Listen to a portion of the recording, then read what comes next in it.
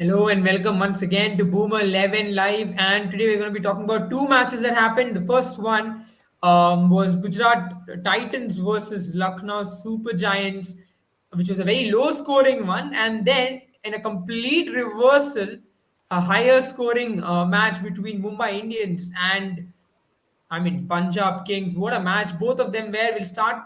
I have with me Abel and Sandeep. And we'll start with the second match, obviously for obvious reasons.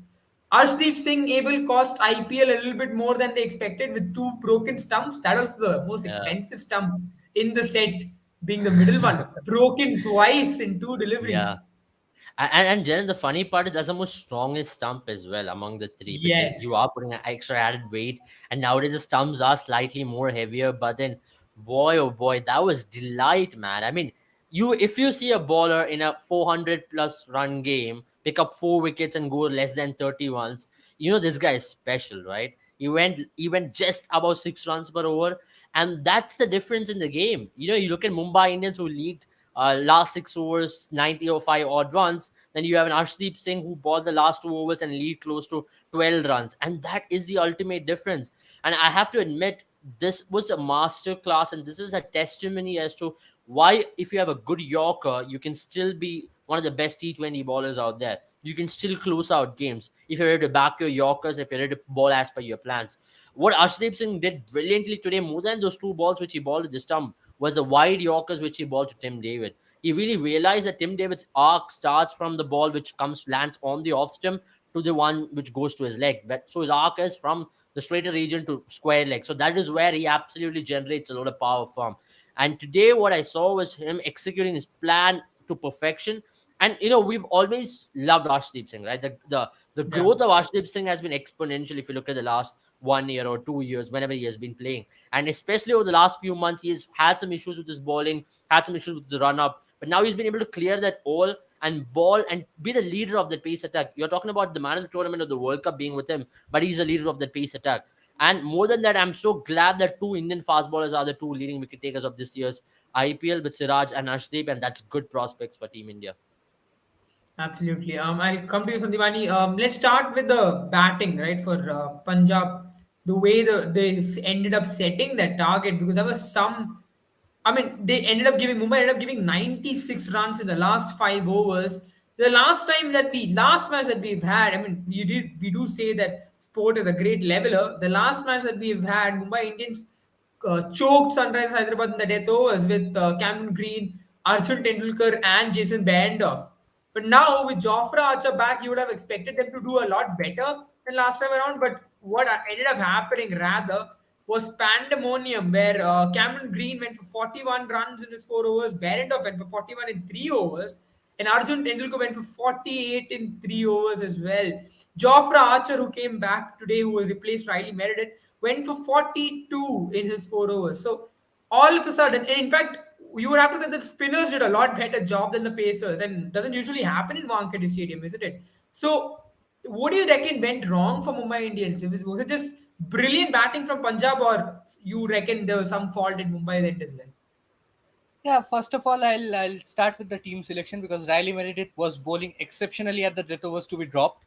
So I think once Jofra Archer came back, Jason Behrendorff should have been the one who would have been dropped because you have a new ball bowler in the form of Arjun Tendulkar and Cameron Green, both of whom were doing the job in the earlier part. So you don't really need a opening bowler in the form of Jason Behrendorff. And we all like I've been saying this for more than a couple of lives now that Jason Behrendorff really struggles at the death. If Yeah. you have quality batters at the other end, he's going to struggle. He just has that good length or a short of the good length delivery. He does not have a good Yorker, and he is bound to travel if you have quality batsmen on the other end. And Yeah. talking about, I think Cameron Green, I think he bowled pretty well up till the first 3 overs. He was hit for 4 sixes in that last over. And Jitesh Sharma, what a cameo! I mean, 4 sixes of 7 deliveries. I mean, he got out in the Mhm. 7 delivery. So I think a lot of things actually prompted or propelled Punjab Kings score to that 214 level. And I think that fifth wicket partnership will have to give. I mean, Mumbai Indians would have, ideally, I think, not ideally, I mean, they would have thought it to be a bit casual after the fourth wicket fell because you don't expect a Harpreet Singh Bhatia playing his third game and Sam Curran, who hasn't really done well with the bat so far. to sort of take the team to I mean get a partnership of 100 odd runs, and then lay a foundation or platform for the lower order batters like Jitesh Sharma, the finishers, to come in and take the game deep and score 200 odd runs. So I think they just took it a bit lightly over there. And also I think Sam Curran, I mean, he was one of our captaincy picks because he this was his third IPL 50, and this was his second IPL 50 against Mumbai Indians. So he loves playing against Mumbai Indians. His highest score is, I think, 55 not out. It was 55 not out against KKR, but apart from that, I think 250s he has scored against Mumbai. So he absolutely loves batting against Mumbai Indians, and moreover, they did not have the experience in that overs department. And Jofra Archer coming back from an injury, you do feel for him. I mean, 42 of 4, but I'd still say Jofra Archer, the new ball bowler. Still, I'll go for Jofra Archer, the new ball bowler, and drop Jason Behrendorff for a Riley Meredith. And very interestingly, I have to point this out that Arshdeep Singh has not gotten a purple cap; he's got a purple brim actually. So I kind of like that. I mean, you don't usually see that, which is a pretty interesting thing, I would say. But even I'll come to you now. I mean, obviously Sandipani's raised a few points here about how Mumbai Yeah. did not pick Riley Meredith, but Jofra Archer was back today. I mean, it was still a very good bowling lineup, right, when it comes to Punjab Kings. But I mean, Yeah. not Punjab Kings, rather Mumbai Indians. But if you look at Punjab Kings batting today, they really, really stood. I mean, they really punched above their weight. There's something that I like about the Punjab team as well. When you look at the batting order, you sometimes feel like this is not the strongest batting order in this tournament. Yeah. But time and time again, whenever they've won a match, they have really stepped up. Jitesh Sharma, for instance, so striking at 357 today. Sam Curran, obviously, a very important knock, along with Harpreet Singh Bhatia, where they really took the game away from Mumbai Indians, where Harpreet Singh Bhatia scored 41 of 28, Yeah. Sam Curran scored 55 of 29. And you would really have to say, if not for those 4 wickets which was taken by Arshdeep Singh, probably man of the match would have gone to someone like Sam Curran, because I mean he did end up still giving a lot of runs away, but then that innings is very crucial at that point in time. I agree. I mean, if you look at Mumbai Indians' batting order in general, right? No, not Mumbai, sorry, Punjab Kings' batting order in general, except for a Matthew Short and a Liam Livingston, every batter was striking at an excess of 145 today. And some batters, two of them were striking in excess of 145, and others, everyone was striking in excess of 150.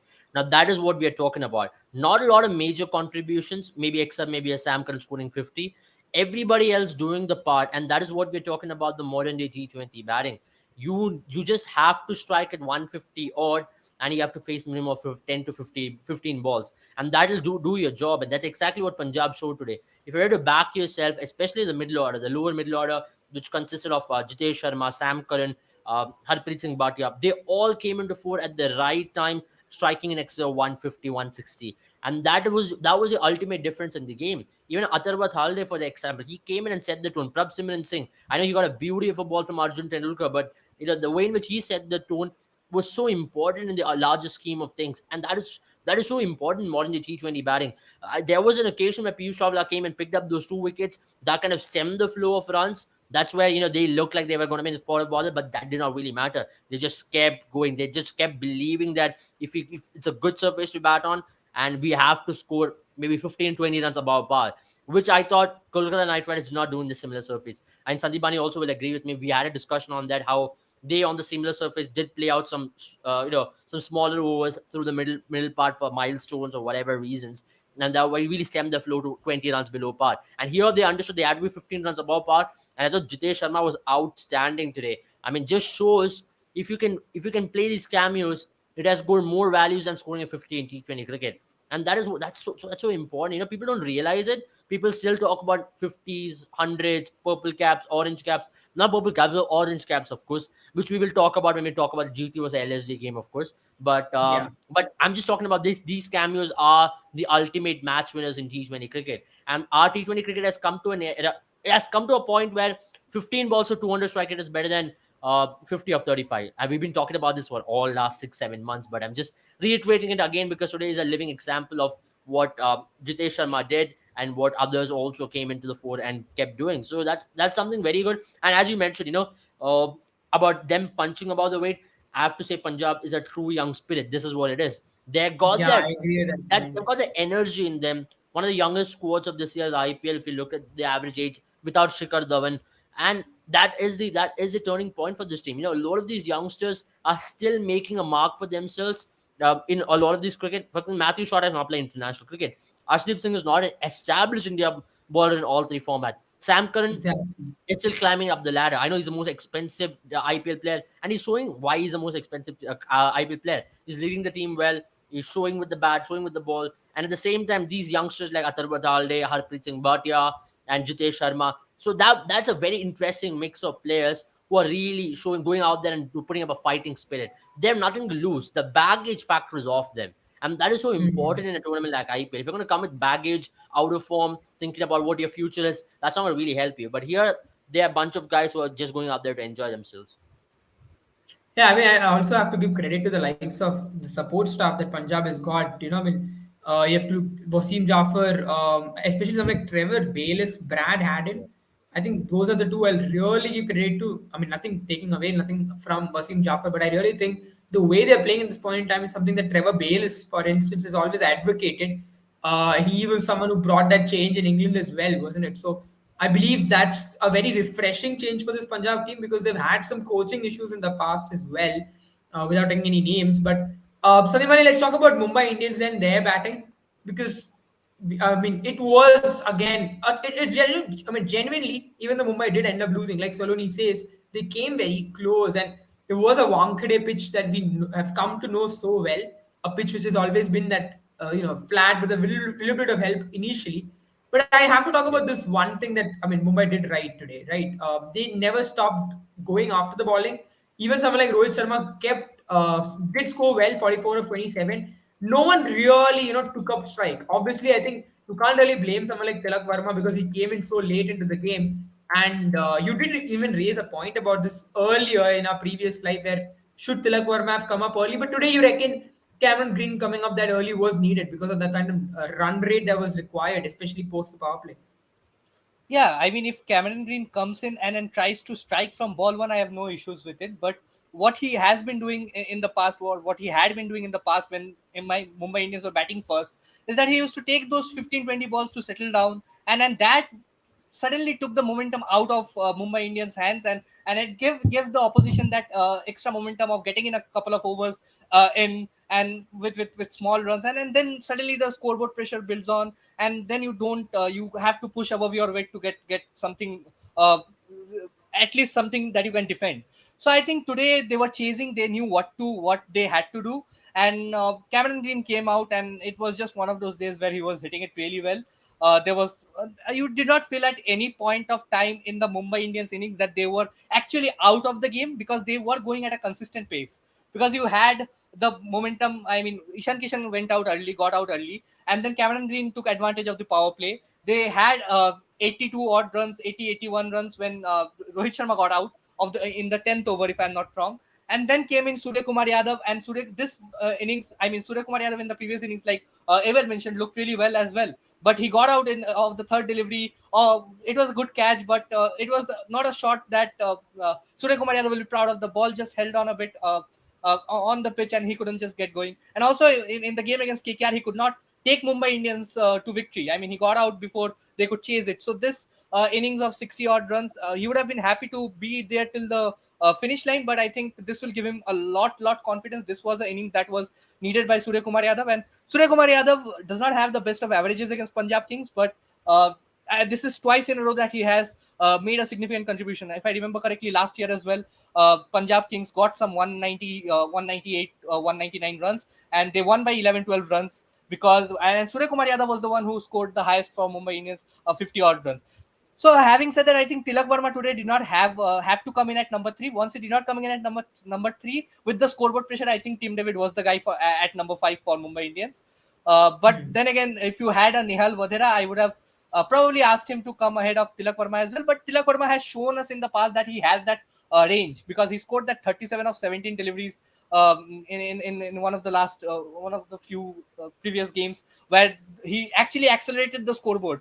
And then I think it was the game against Sunrisers Hyderabad, where they had a slow start, but they went on to score a defendable total just because of the likes of Tilak Verma and later Cameron Green coming good towards the later end of the innings. So I think all in all, it worked out really well. I think 215 was a bit too much, and if you had just 2-3 overs of quality bowling towards that death overs, it was going to be out of reach for them, because you had the likes of Arshdeep Singh, Nathan Ellis. It is always difficult to score of somebody as experienced as Arshdeep Singh in the death overs, because I think if he nails these Yorkers, I don't understand how like all his no ball inconsistencies and everything happens for Team India. Once he is back to Punjab Kings, he is one of the best fast bowlers in the world in the death overs. He had been one of the most impressive bowlers for me in the last IPL, and I think this year as well. Mohammad Siraj and Abel once again mentioned, I think Mohammad Siraj and Arshdeep Singh leading the wicket charts in Indian conditions is something that we should cherish, because this is the World Cup year, ODI World Cup year, and you need this fast bowling talent to come good for the side. Absolutely, yeah, well put there. Okay, I mean, probably not much things to take. Let's take a few comments up there. I think we've already covered. Yeah, so Nabil Mohammad says Singh is king, which is pretty much what was proved today in the last over. And Michael Andrews says David finally defeated, but this time by Singh. I suppose Arshdeep Singh is not a goal. I mean, is not technically a Goliath, but then yeah, he is tall. I mean, he is pretty tall. Azul says, yeah, I mean, we already covered that. Rashidul Haq says, share the Punjab. And yeah, I think I'll agree with Shivani Gupta on this. Punjab Kings are probably a very exciting team. I hope this process is something they continue throughout the years. That's one thing that I'm been a little upset. I genuinely felt in 2014 when KKR had won the IPL. I believe there was something exciting brewing in that Punjab Kings in the Punjab Kings side. But then again, next season when it did not work out, they dismantled the whole squad and started all over again. So I hope that's not the case this time.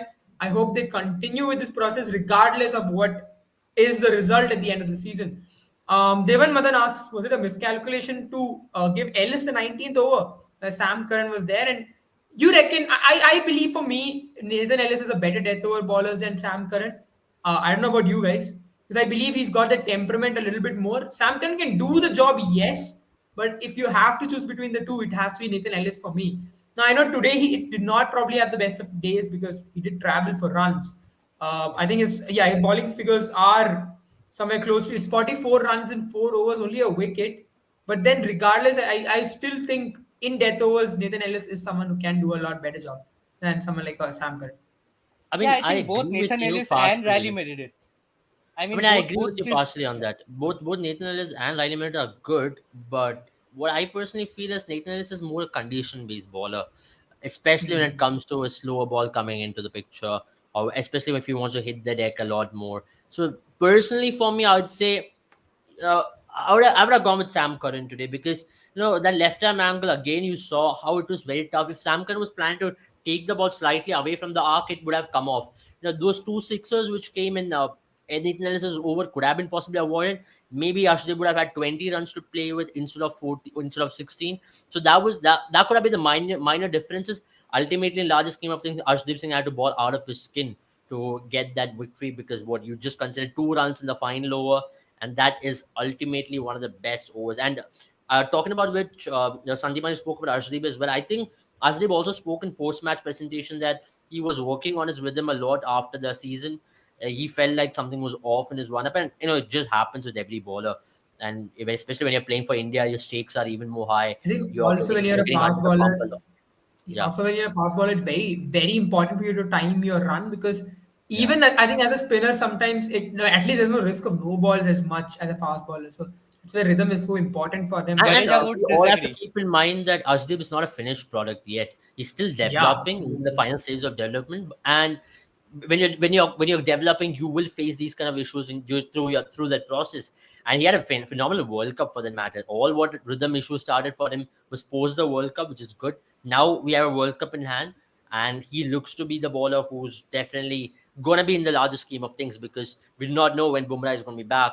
And with Umran Malik also leaking a lot of runs, I'm sure Ashdeep, Mohammad Shami, Siraj will be your considered trio as well for the World Cup. And now he's going to have a stint with the county team like Kent as well. I think that's going to help him a lot in red ball format as well.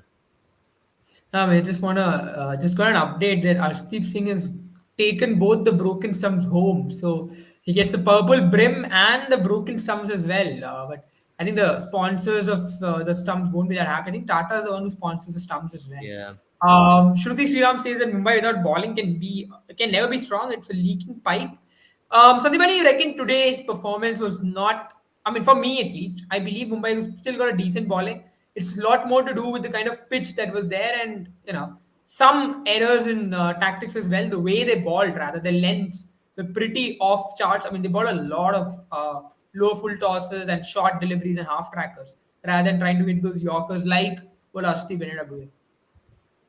Yeah, I think first of all, I think they got the, I mean, whom to bowl at what scenario a bit wrong, because when you look at this team, and I think Mumbai Indians with the inclusion of Arjun Tendulkar had been very successful in the game against KKR because they had the plan ready. You had 2 overs up front from Cameron Green and Arjun Tendulkar, and no usage of the two bowlers prior to, like post that.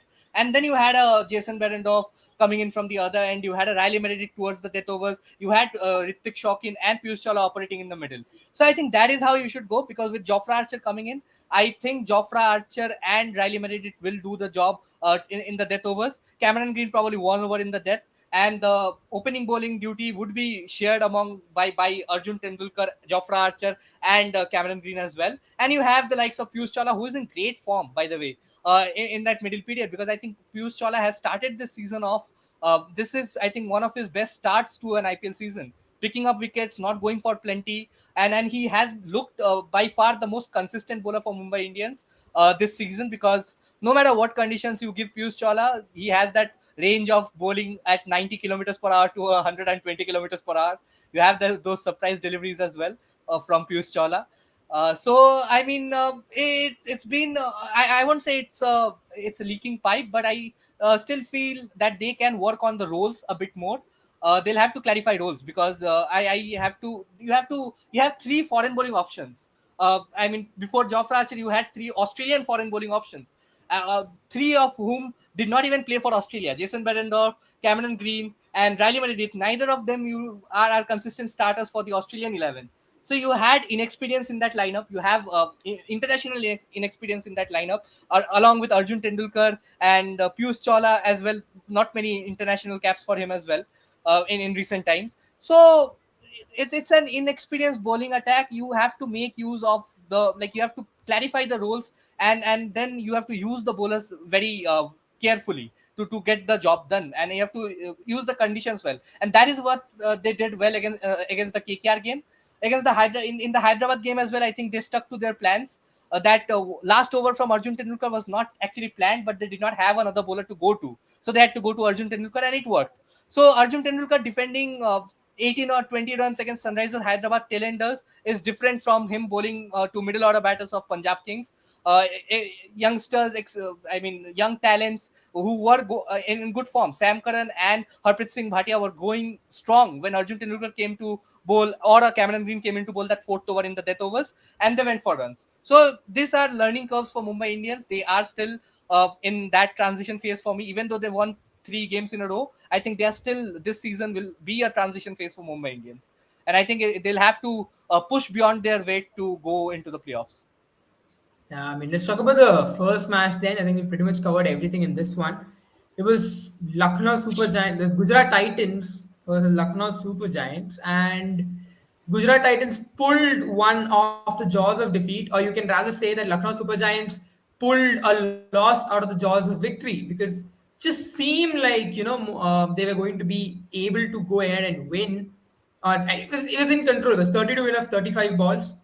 I mean, there are test matches. I mean, not even test matches, but there were matches. I think 5 6 years in the past where this match would have ended very much earlier.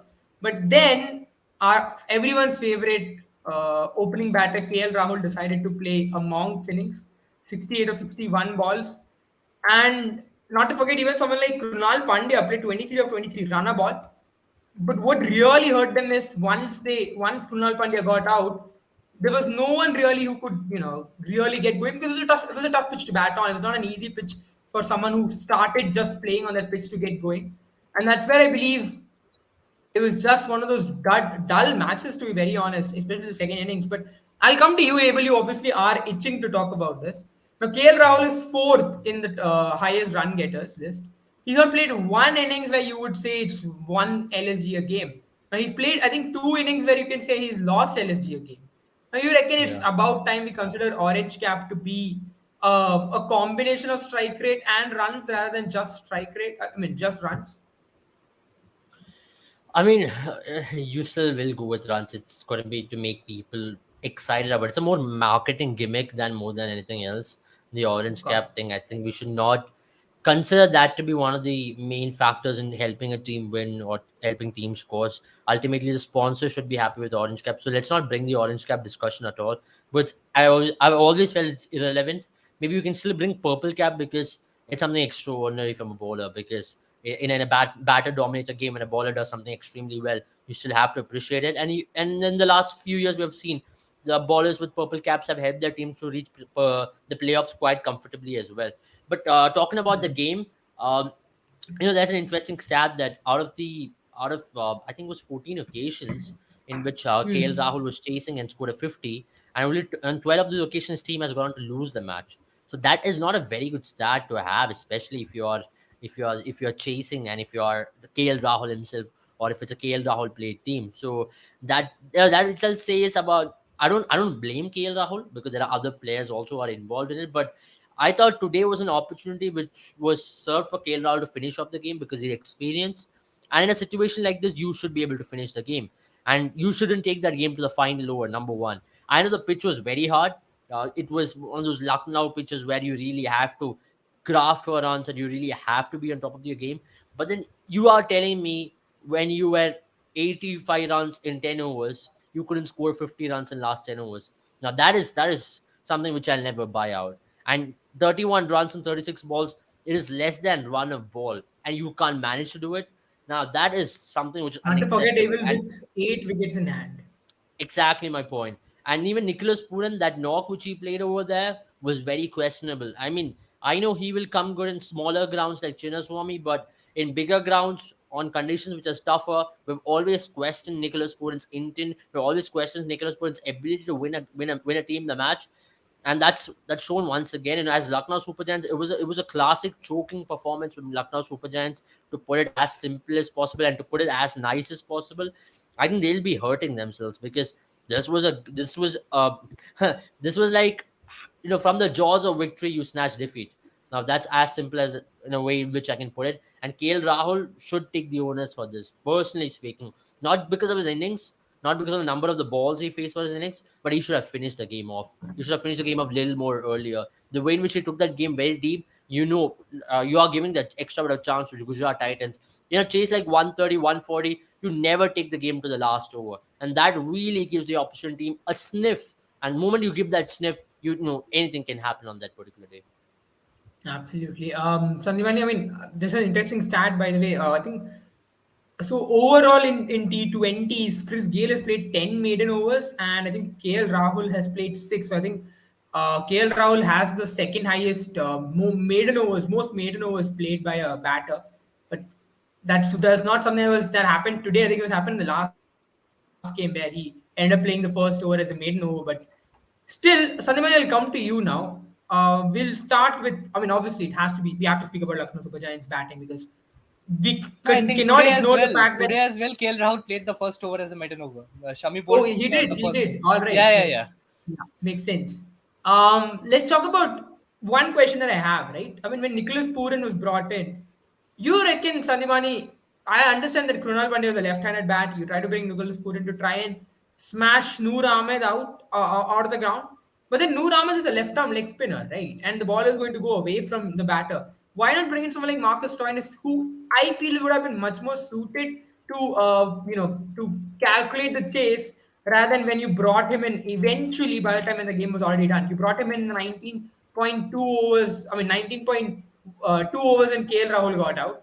When you had that last over dilemma with Mohit Sharma bowling where there was no pace on the delivery at all. You reckon Marcus Stoinis should have been brought in a little earlier, especially if not ahead of Nicholas Puran, at least ahead of someone like Ayush Badoni. I mean, Marcus Stoinis should have been introduced at number 3. I think we have spoken about this. Lucknow sort these sort of slower conditions, slower pitches is where Marcus Stoinis is at his best. I mean, he can play at run a ball, and when you need the ammunition, he can provide it to you. I really don't understand them pushing Krunal Pandya up at number 3. I was very happy in the last game when he came in at number 7 because you have Marcus Stoinis, you have Nicholas Puran. Why do you need to? I mean, okay, Nicholas Puran's innings today was not very good as well, and I had a lot of problems with the way Gujarat Titans went about it as well. I was not happy with their impact player first of all because Jayant Yadav, you don't bring in a Jayant Yadav in this sort of conditions. I think a Sai Kishore would have been a way better option. Uh, Yeah. I mean, Jayant Yadav, even though he did not go for too many runs, he did not give you the wicket as well. He went for 16 runs in the first 2 overs. Primarily, he was brought in the power play to counter, I think, Kyle Mayers, but they got the better of him. KL Rahul put, after that first maiden over, they scored around 55 runs in that power play. So 55 runs of the next 5 overs. Rashid Khan was hit for 4 boundaries in his first over that he bowled in the power play. No, So Sanjay, I this have a was question over here as well, right? We've been talking about KL Rahul and whatever, but is it fair to blame him alone when the team has also not stepped up? Because no. KL Rahul That's, I scored mean, 68 of 61 balls, but the rest of the team scored what, 59 balls, 58 runs. That's all they scored. see, I mean, if I mean Delhi Capitals, if they lost the last game to KKR, would you blame David Warner for scoring a slow 50, or would you blame the No. entire team? I mean, it's not the No, but I player think in who's this giving case, those runs. Sandivani and Abel, the reason why I would blame KL Rahul is he's played most amount of deliveries. But Jerry, And it's not that he was at a trying to point knock the in ball time, around. I yeah, mean, at a point in time, but it did feel like Sandipani and Abel that both Krunal and KL, I mean, when you have that kind of a partnership going, right? One of them, at least one player has to be an aggressor, has to try and outscore. But it just seemed like both players were stuck in a limbo. And that's where I blame I someone like KL think Rahul I at think least. getting in a Krunal Pandya in at number 3 to get that left hand right hand combination was them sort of asking Krunal Pandya to go in and score at a free pace, because we saw KL Rahul was scoring really well in the power plays after once the power play was over. But the best Krunal Pandya could manage in after scoring 3 or 4 boundaries was a run ball 23. So I mean, okay, the pitch was difficult to bat on, but there was no intent. In the overs, I think after the 11th, 10th or 9th or 10th over, there was hardly any boundaries hit. 1 or 2 boundaries hit till the end of the game. After the 12.3 overs, they did not hit a single boundary of the last 45 deliveries. So Krunal Pandya did not have that intent going on. Once the required rate went down from 6, they were just trying to knock the ball around. And this is something which we saw Delhi Capitals try to do in the game against KKR, and they brought it deep, and it could have gone either way. So this is not the right way to go about it when you have 9 wickets in hand with all the batters left there. And also, I think Noor I Ahmed. think you should at least try and produce a boundary delivery every 2 overs, if not every over. And that's how it should work in T20 cricket until And and unless like honestly, I think Noor Ahmed was not bowling fabulously well today. I mean, you see Yeah. Rashid Khan bowled better than him, but had worse figures. But Noor Ahmed was erring in the lines, but it's just that they were in that mindset to just rotate the strike, just pick off the singles of him. They were not trying to yeah. take the risk against him, and I think that is where the lack of intent cost them. Yeah. And it's not just KL Rahul. Why I won't blame KL Rahul for this? Because you could see after that 15th over, once Krunal Pandya got out, KL Rahul, okay, he knocked the ball around for one more over. But when 27-28 runs were needed of the last 4 overs, you could see KL Rahul at least try to hit the ball, but it was too late. You have one of those days, even the best of the batters, I mean, even David Warner was finding it very difficult to get a move on after getting settled. So I think at this point, on a different occasion, you can just retire out.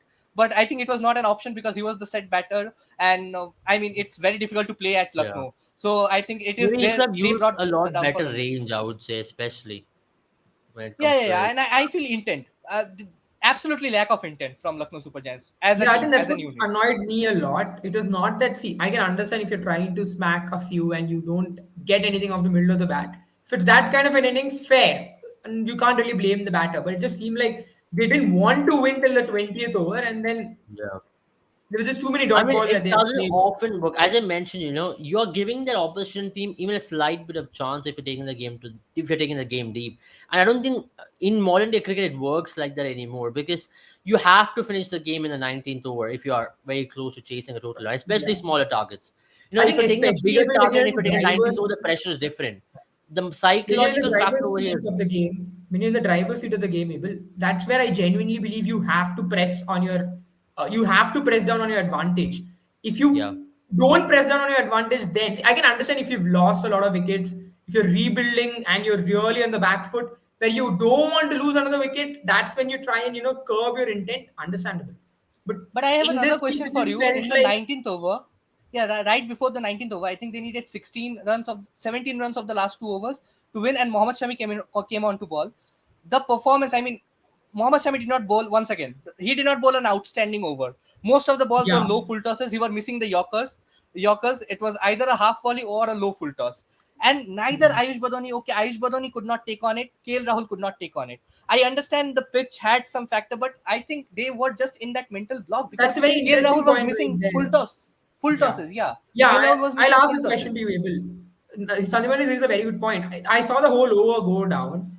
Mohammad Shami didn't ball one, what do you say, a change of pace. He balled at his constant staple pace. He kept attacking the stump, which is a very good line to ball, yes. It's a very Mohammad Shami like line to ball. Yeah, But in the yeah, last 4 overs, that's exactly the line a batter is looking for to try and smack exactly, one out of the ground. Just felt exactly. like they believed it'll all come through. It'll just magically the runs will be made. Don't you think that? I mean, I agree with you on that, but I also think, especially when you're in that kind of a situation, I personally think what would have possibly gone down was KL Rao would have thought we don't have to lose one more wicket here. Maybe that's one reason, because he wanted to maybe stay till the end, because he would have always understood if the game goes, if one more wicket goes at that point of stage, anything would have possibly happened. Because for a new batter, it was not going to be easy, and that's what you exactly saw in the last over as well. It wasn't easy for a new batter to come in and start scoring, or to even to clear the boundary. But that does not mean you can justify the low full toss, right? The low full toss or any ball which is not put up in the pitch, especially on a pitch like that, I personally thought they should have been looking to play those ram shots, or they should have bought some shots out of the artillery to maybe manufacture a boundary. It was just a couple of boundaries which made the ultimate difference. Now, if that over would not have gone for 5, instead of that, it would have gone for maybe 10 runs. That would have made the ultimate difference. 10 runs over, and then you were on top of the game. Then whatever Mohit Sharma would have bowled, you still would have been having that foot in that driver's seat to just get that victory. And what KL Rahul did was something which I have no words to explain, or even Ayush Badoni for that example. Um, for me personally, Ayush Badoni is still a questionable player in that team. I mean, if he's not coming off as a finisher, if he's not coming off as a number 3, then I think you can rather play Just, Krishna Pagautam there instead of just playing him, feels because like I he's think he'll taken give you a over the lot more role with the of. bat. He just feels like he's taken on the role of Riyan Parag in Rajasthan for LSG. He's becoming that sort of a conundrum for them now. What do you do with the player?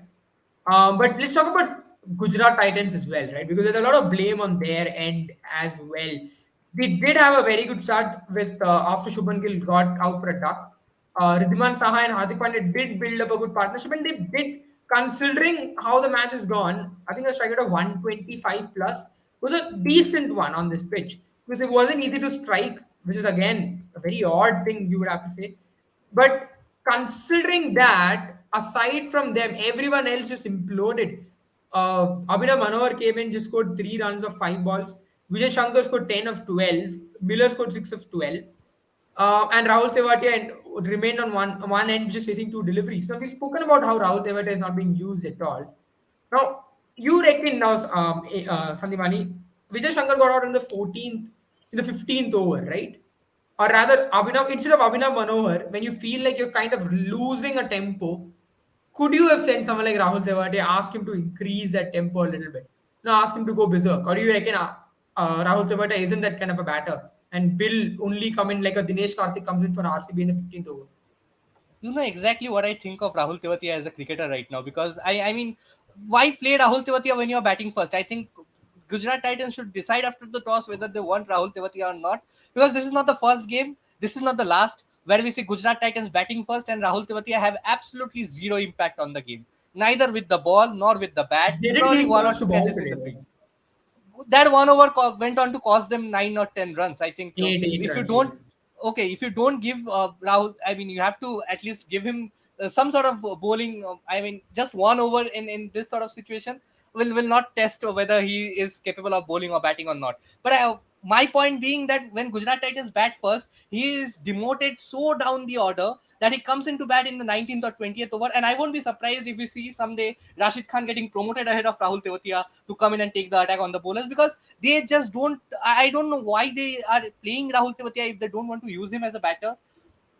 Today's pitch might as well say that okay, spinners track Rahul Tewatia. If this would have been any other team, Rahul Tewatia would have bowled 3 or 4 overs. Because I think Jayant Yadav did nothing better, bowling 4 overs.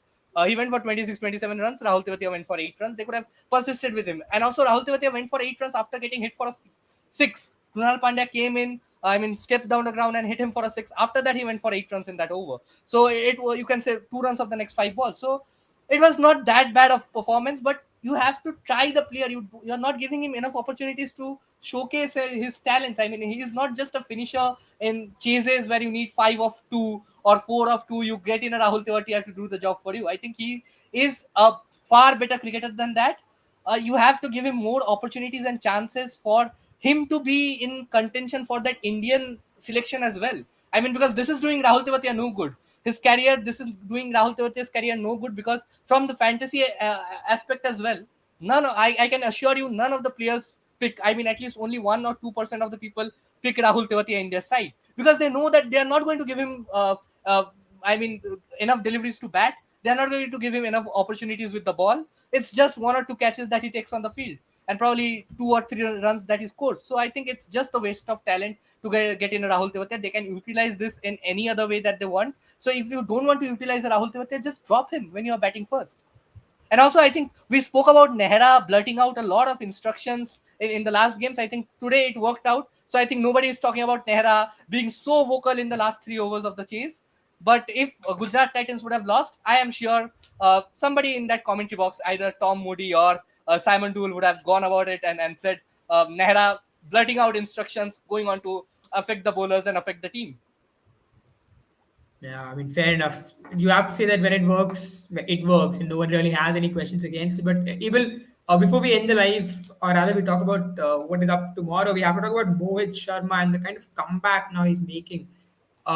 He was someone who was one of the best to come out of CSK's. I mean, glory years. You would have to say he was their death overs bowler once upon a time. Then things got bad for them, and he kind of had, I mean, once you leave CSK, it's always been tough. A little bit of a comeback there, but now he's making a comeback, and he's making a very strong comeback, isn't it? Because I think he's been bowling well in the death, obviously. Just to look at his figures this year around, he's played 3 matches so far, but what he's done is he's got an economy of 4.67 and an average of 10 and a strike rate of 13.5. Those are not what is a rookie numbers. Those are amazing numbers considering where he was in the past few years, where he's come now. Because just in 2021, he had an average of 42 and an economy of 9, a strike rate of 28.2. So now, what has really changed for him? One thing what I have really seen is the pitch in Ahmedabad has suited him a lot, Yeah. because it's a little slower than what you really, but it's something that you expect. That's how it was in Narendra Modi Stadium for a long time. Even before it was called Narendra Modi Stadium, it was a pitch which was slightly on the slower end.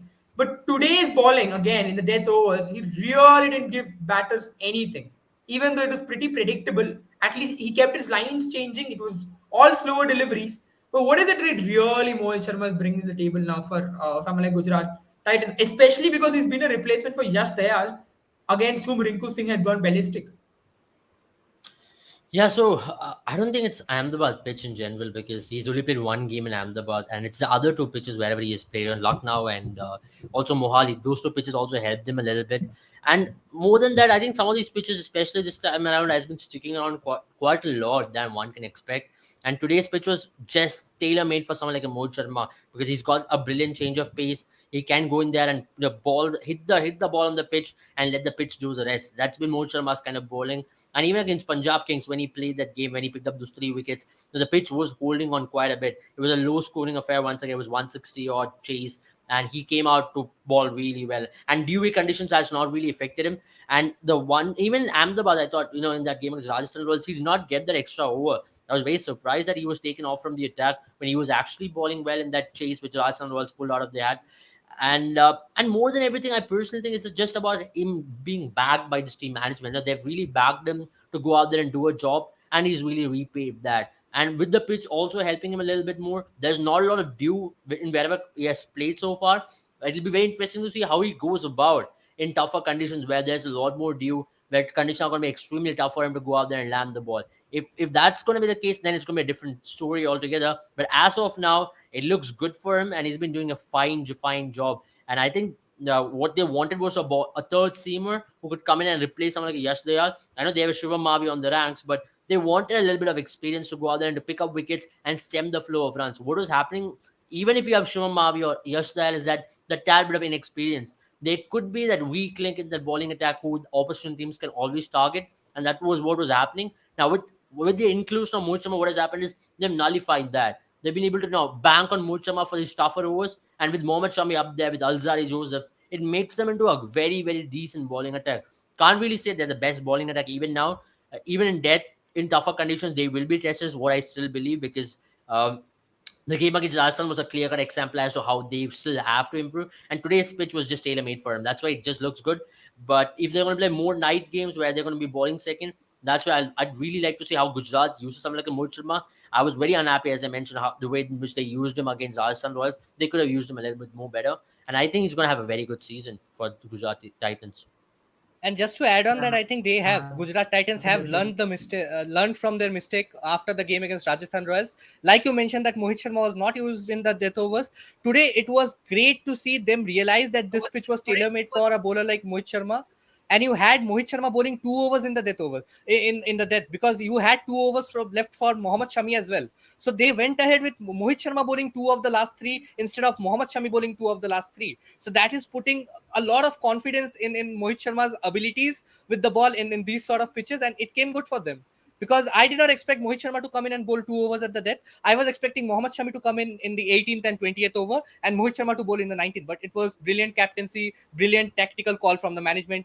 Whosoever made the call, it was top notch. I mean, learn from the mistake right after the game against Rajasthan Royals.